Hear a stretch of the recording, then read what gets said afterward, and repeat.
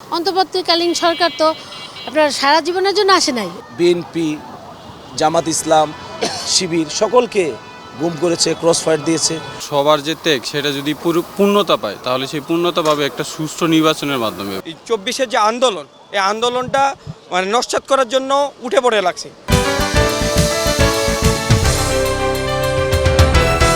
শুরুতেই দেশবাসীকে জানাই মহান বিজয় দিবসের শুভেচ্ছা।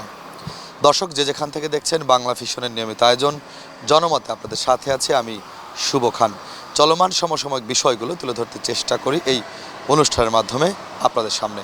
আজকের বিষয়, পুরো জাতি যখন বিজয় দিবস পালনে ব্যস্ত, ঠিক তেমন সময় অন্তর্বর্তী সরকারের প্রধান উপদেষ্টা জাতীয় নির্বাচনের ঘোষণা দিয়েছে। আগামী 25 সালের ডিসেম্বর অথবা 26 সালের জুন মাসে হতে পারে জাতীয় নির্বাচন। এই নির্বাচনের সংবাদটি কিভাবে দেখছেন সাধারণ মানুষ, চলুন জেনে আসি। নির্বাচন একটা গণতান্ত্রিক একটা প্রক্রিয়া, নির্বাচন তো হতেই হবে, কারণ গণতান্ত্রিক দেশে নির্বাচন ছাড়া তো হবে না।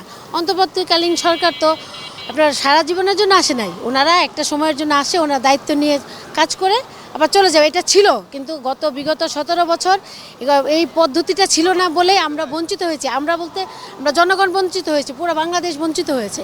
সেই বঞ্চিত এখন যেহেতু আজকে প্রায় 4 মাসের বেশি হয়ে গেছে অন্তর্বর্তীকালীন সরকার মাধ্যমে আমাদের দেশটা পরিচালিত হচ্ছে, এবং যেহেতু অন্তর্বর্তীকালীন সরকার নির্বাচনের ঘোষণা আজ হোক আলো দিতেই হবে, আমরা এটাকে মেনে নিব। আমরা চাচ্ছি আমাদের একটা গণতান্ত্রিক সরকার আসবে, গণতন্ত্র দেশে প্রতিষ্ঠিত হবে, আমরা গণতান্ত্রিকভাবে আমরা দেশে স্বাধীনভাবে মত প্রকাশ করতে পারবো। অন্তর্বর্তীকালীন সরকার যে সিদ্ধান্ত নিয়েছে নির্বাচন দিবে, যদি নির্বাচন আগের মতো গতানুগতিক একপাক্ষিক না হয়ে গণতান্ত্রিকভাবে একটা নির্বাচন হয় এবং বৈধভাবে সরকার আসে, বাংলাদেশের যে পুনর্গঠন করা দরকার সেটা যদি সুন্দরভাবে এবং সফলভাবে হয়, তাহলে আমরা যারা ইয়াং জেনারেশন আছি আমাদের সবারই একটা কাম্য যে আমাদের যে এত ত্যাগ বা এত ছাত্র ভাইরা বা সাধারণ মানুষ যেভাবে গণ আন্দোলনের মধ্যে জড়িত ছিল, তো তাদের আকাঙ্ক্ষা এবং সবার যে ত্যাগ সেটা যদি পূর্ণতা পায় তাহলে সেই পূর্ণতা পাবে একটা সুষ্ঠু নির্বাচনের মাধ্যমে। এবং দেশে যে অস্থিতিশীল পরিবেশ, দেশে ইকোনমিক সিচুয়েশন, অর্থনৈতিক ব্যবস্থা, আমরা চাই এমন একজন উঠে আসুক আমাদের দেশের নেতৃত্বে, যার মাধ্যমে বাংলাদেশ কাঙ্ক্ষিত লক্ষ্যে পৌঁছাতে পারবে আর কি। আমরা যে যুব সমাজ আছি, আমাদের যে ইউথ আছে, আমাদের হচ্ছে যে জনসংখ্যার ঘনত্ব অনেক বেশি, সেই জনসংখ্যাটাকে যেন আমরা হচ্ছে অ্যাসেটে রূপান্তরিত করতে পারি, সেটাই আমার নতুন সরকারের প্রতি আহ্বান থাকবে। আমাদের এই 24-এর যে আন্দোলন, এই আন্দোলনটা মানে নস্যাৎ করার জন্য উঠে পড়ে লাগছে। তো এই নির্বাচনটা আমাদের খুবই জরুরি হয়েছে, এবং মানে আমাদের শুধু ব্যক্তি স্বার্থ দেখলে হবে না, এই দেশটাকে টিকায় রাখতে হলে এই দেশটাকে মানে একত্রিত হতে হইলে এবং গণতন্ত্র ফিরিয়ে নিয়ে আসতে হলে অবশ্যই আমাদের এই নির্বাচন যে রোডম্যাপ দিতে অন্তর্ভুক্ত করছে, এটা মানে দেশের সবার জন্য খুব ভালো ফলাফল নিয়ে আসবে বলে মনে করি।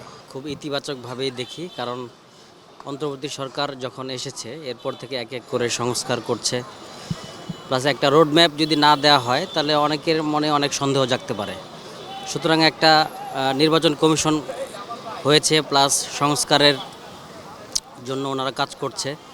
আশা করা যায় আগামী 1 বছরের মধ্যে ইনশাআল্লাহ সুষ্ঠু একটা নির্বাচন হবে। আপামর মানুষকে নির্বিচারে হত্যা করেছে, গুম করেছে, ক্রস ফায়ারের মাধ্যমে আমাদের বহু বিএনপি, জামাত ইসলাম, শিবির সকলকে গুম করেছে, ক্রস ফায়ার দিয়েছে। তো একটি নির্বাচনের মাধ্যমে বাংলাদেশে গণতন্ত্র ফিরে আসতে পারে। একটি সুন্দর স্বচ্ছ নির্বাচনের মাধ্যমেই বাংলাদেশে একটি গণতন্ত্র আবার ফিরে আসবে। অবশ্যই আমাদের এই স্বাধীনতা আমরা এভাবে উদযাপন করছি একটু ভিন্নভাবে, কারণ আমরা এখন স্বৈরাচার সরকার, ফ্যাসিস্ট সরকার আমাদের দেশ থেকে বিতাড়িত হয়েছে, যার কারণে আমরা জনগণ খুবই খুশি, এবং আমরা মানে অন্য বারের চাইতে এবার খুব মানে স্বাধীনভাবেই এবং খুব ভালোভাবেই আমরা এই বিজয়টা উদযাপন করছি। আমরা আশা করি আমাদের সামনের দিকে আমরা এগিয়ে যাব এবং দেশ সমৃদ্ধশালী হবে। এক ধরনের এটা সুসংবাদই আমাদের দেশের জন্য, কারণ দীর্ঘদিন স্বৈরাচারী সরকার 18 বছর আমাদের নির্যাতন করছে।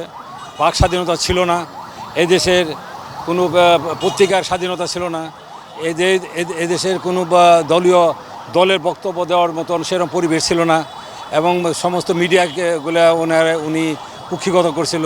এদেশে ইয়াং জেনারেশনের নেতৃত্বে আজকে এই নূতন স্বাধীনতা আমরা পেয়েছি। বিগত আমলে ওই স্বাধীনতার স্বাদ গ্রহণ করি না। এখন আমরা সত্যিকারের স্বাধীনতা পাইছি, বাক স্বাধীনতা পাইছি। আগামীতে নির্বাচনও মানে মুক্তভাবে মানুষ স্বতঃস্ফূর্তভাবে ভোট দিবে, সে ভোটের স্বাধীনতা পাইছি এবং কথা বলার স্বাধীনতা পাইছি। যাই দিছে ভালো হয়েছে, সবাই নির্বাচন করুক। নির্বাচনে আমরা চাই যে ভোটে যে জয় হয় তাকে আমরা চাই। আজকে আমাদের বিজয় দিবস উপলক্ষে আমরা যে বিজয় দিবসটা পালন করে থাকি, আমাদের স্বাধীনতার ঘোষক জিয়াউর রহমান তার ঘোষণাতে আমাদের বিজয় বাংলাদেশ স্বাধীন হয়েছে, আমরা যুদ্ধ করছি। এই দিবসে আমরা অবশ্যই এতে ভালোর দিকে দেখি, যেহেতু অন্তর্বর্তীকালীন সরকার সেই সংস্কারের কাজ চালায়। সামনে যে নির্বাচন, বিজয় দিবস এটা সাধারণ জনগণের জন্য সে আজকে যে আপনার ঘোষণা দিয়েছে, এটা আমরা ভালোর দিকেই আর কি প্রত্যাশা করি আর কি। এটি অবশ্যই একটা ভালো দিক, কারণ নির্বাচন হওয়া দরকার। দর্শক, মহান বিজয় দিবসের দিনে অন্তর্বর্তী সরকারের জাতীয় নির্বাচনের ঘোষণা কিভাবে দেখেছেন জনগণ, সে বিষয়টি আপনাদের সামনে তুলে ধরতে চেষ্টা করেছিলাম। এই ছিল আজকের আয়োজন। দেখা হবে আগামী পর্বে নতুন কোনো বিষয় নিয়ে। সে পর্যন্ত ভালো থাকবেন, সুস্থ থাকবেন, বাংলা ভিশনের সাথেই থাকবেন।